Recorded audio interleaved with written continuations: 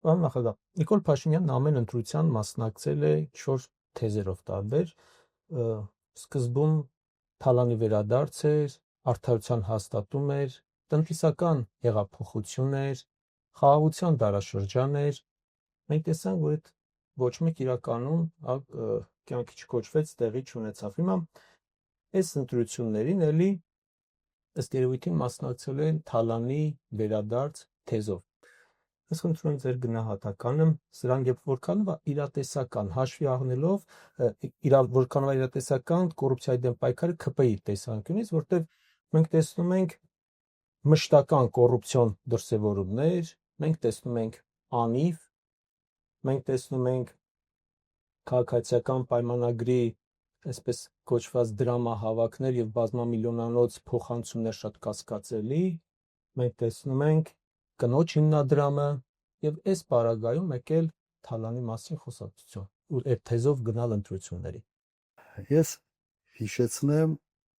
հենց Նիկոլ Փաշինյանի թեզերը 18 թվականի։ Ինչ էր ասում։ Ասում էր մենք ունենք փայլուն ժողովուրդ, կիրթ, խելոք, փայլուն ժողովուրդ, ունենք փայլուն երկիր, բայց ժողովուրդ ջան, դուք վատ եք ապրում, որովհետև այս նախկինները, այս թալանչիները, այս սա բարիկները տանում են ձեզ փայ չեր անցնում։ Մենք այդ թալանացը կվերցնենք, կբերենք ձեզ կբաժանենք, բայց մենք ունենք փայլուն ժողովուրդ։ 7 տարի անց ինչ է ասում Նիկոլ Փաշինյանը։ Ասում դուք վատ եք ապրում, որովհետև դուք թամբալ եք, ծուլ եք, փնթի եք, վախկոտ եք 13000 դեզերտիր։ Սա է, չէ՞։ 18 թվականի թեզերը եւ հիմիկվա թեզերը։ Եվ կոպիտ ասած կրթելու, լվալու կարիք կա այս ժողովրդին եւ կնոջ հետ լծվել են այդ գործին։ Ինչ է հիմա սա ասում։ Որտեղ ժողովրդի կյանքը չլավացել, հակառակը վատացել է։ Աղքատությունը մնում է այդ 24%-ի վրա։ Հիմա ինչ ես։ Կամ պիտի ընդունի, որ թալանչին ինքն է դարել համան 1, կամ այլևս 18 թվականի փայլուն ժողովուրդ եւ այլևս չի աշխատի։ Իսկ քանի որ հետո այսօրվա իշխանությունը ուղղակի վարպետ է։ Բոլոր մեղքերը գցել ինչ որ մեկի վրա։ Ուղղակի վարպետ են, չեմպիոն են։ Սենց բան կա, ասացված կա, ասում է խելոք մարդիկ դժվար իրավիճակում լուծումներ են փնտրում, իսկ ապուշները մեղավորներ։ Հիմա մենք առերեսվել ենք նման վիճակի հետ։ Հիմա կոռուպցիայի մասին։ Նայեք, Նիկոլ Փաշինյանը լրիվ նոր խոսք է ասել կոռուպցիայի գործում։ Սա ֆենոմենալ է։ Ես իրեն համարում եմ կոռուպցիայի Էյնշտեյն։ Ունեք անիֆի բանը դուք հիշատակեցիք։ Ստեղծել հիմնադրամ, լցնել այդ հիմնադրամը 65 միլիոն դոլարով։ Հարկատուների կողմով։ Հետո ստեղծել օֆիս։ Ինքեր Արազատ Խանամի բանման ընտանիքների անդամներ տեղավորել այդ օֆիսում, 2 ամիս այդ փողն անհետացել։ Այս մարդը Դեվիդ Կոպերֆիլդն է։ Գիտեք չէ՞ ով է Դեվիդ Կոպերֆիլդը։ Այդ որ շենքեր են կորչում, մեքենաներ են կորչում, ու անհետացել է։ Սա նոր խոսք է կոռուպցիոն մտքի հետ գործում, իսկապես նոր խոսք։ Սրանց ճակատներին պետք է sense տատու անել։ Կոռուպցիոն հանճարներ եւ երկիրը սարքել են sense կոռուպցիայի դրախտ։ Հիմա այդ մեկ օրինակն է, բայց լավ, սա նորացել է, հիմնադրամ համայնքական 100 միլիոն դոլար հիմնադրամից փոխանցվել է բյուջե եւ անհետացել։ Ո՞ր անհետացել։ Արցանցային ես մասնակցել եմ այդ նիստի, այն ժամանակ ես հիմնադրամի հոգաբարձուների խորհրդի անդամ։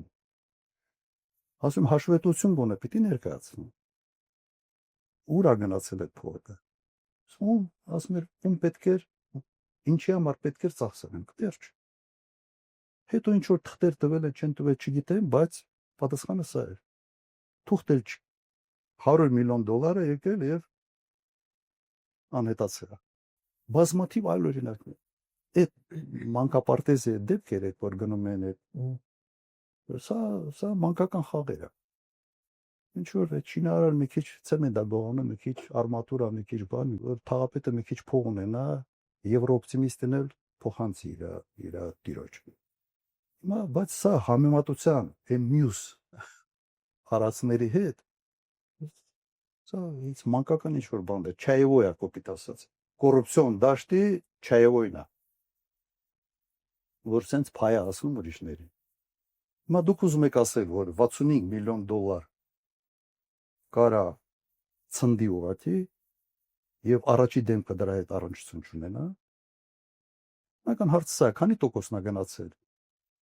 այդ օֆիսին եւ քանի տոկոսն է գնացել շեֆին։ Ես մի քիչ այլ փորձեմ նայեք, լայն ավելի այս հարցին նայել։ Պարտք ավելացրել են 7 միլիարդ դոլարով։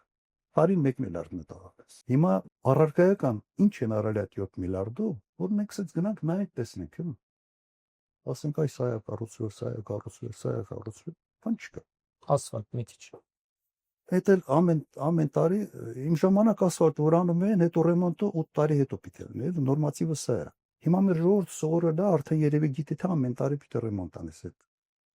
այդ ասֆալտ։ Հիմա նայեք։ Ես մի օրինակ բերեմ համեմատության մեջ կարծում եմ թող ժողովուրդը ինքը այդ եզրակացությունների գա։ Գրգորյանի Լինսի հիմնադրամով այստեղ ծախսվել է 230 միլիոն դոլար։ Դա 7 միլիարդից մոտ 30 անգամ քիչ է։ Մոտ 30 անգամ։ Հիմա Երևանում ամեն քայլափոխի ես կարող եմ ցույց տալ, թե ինչ արվել 230 միլիոն դոլարով։ Օրինակ Երևանում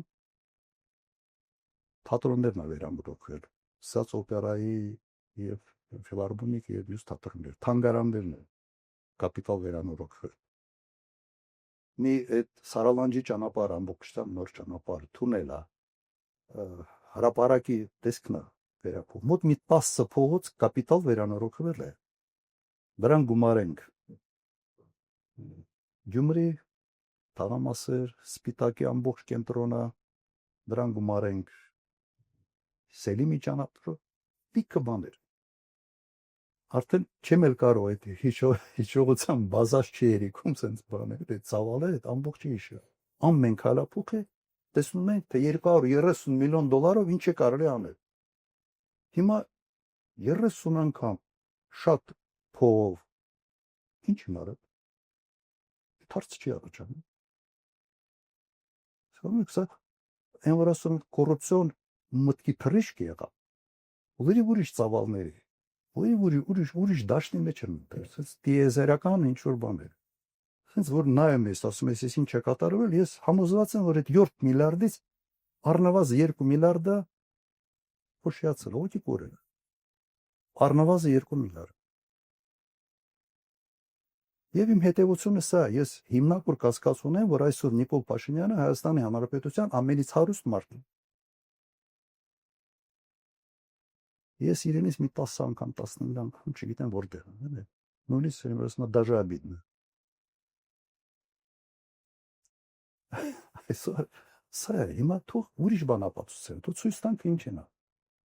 Եվ այս ամենը բացահայտվելու է 1 տարի հետո։ 2-ից 4 ամիս ժամանակ է պետք լինելու, որ շոու դառնա ուրիշ ձև։ Սա ժողովուրդը կարա պոպկորնով նայի եւ հիանա, ազնի եւ հեղափոխականների կոռուպցիոն մտքի թռիչքով է սա լինել։ Սա փաստերն է։ Եվ վերլուծությունը եւ համատականները։ Երևանը փոքր քաղաք, այդպես մեծ չի, Հայաստանի համար մեծ է։ Չէ, դուք չեք լսել ինչ արժի շինթույլտվությունը։ Սա լսել։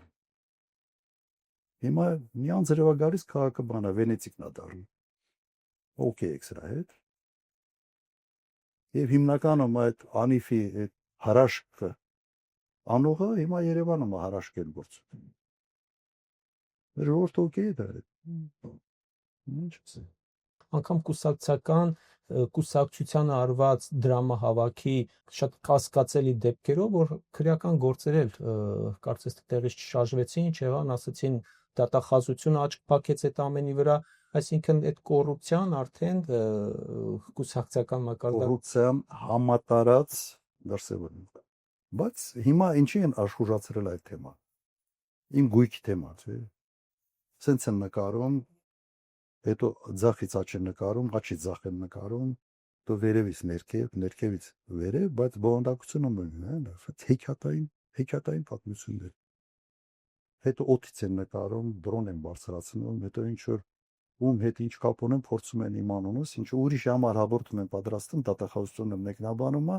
ուրիշի մասին է, ուրիշի քրեական գործի մասին է, կեսի մասին է։ Որ կապ չունեմ այդ քրեական գործի հետ, նույնիսկ վկա չէ։ Մասա